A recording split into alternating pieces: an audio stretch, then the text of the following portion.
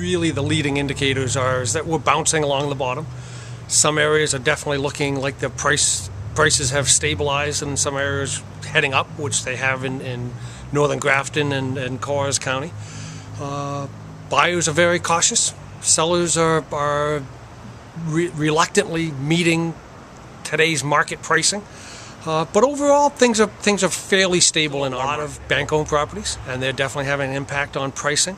But these are homes that are generally distressed. They need a lot of work. They've been abused, and those prices get mixed in to the overall equation. So if you can segregate those and say, okay, this was a foreclosure, or this was a distressed property, and then look at the well-kept, well-maintained homes that people are buying for their home and their house, and not as a flip or as an investment, those prices are stabilized and heading up. By far, the biggest indication, the biggest challenge we have in the real estate market is overcoming buyer fear.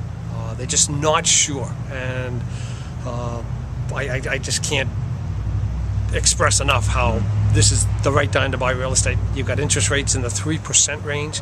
Even if you make a mistake by $10,000 or $20,000 or $30,000, you're going to save it over the next few years as interest rates go back up to 4% and 5%. And there's no doubt they are going to go back up. Yeah. Mr. Polson, one of the hedge fund managers that was the expert in shorting against the real estate market 3 years ago and made billions of dollars, had a quote out in late September that said, if you don't buy a home now, if you don't own a home now, buy one. If you already own one, buy another one. If you own two, buy a third, and lend all your relatives money to buy a house, because there was just no better time with interest rates in the 3% range to buy houses. And the prices. I mean, you can prices are down, rates are down.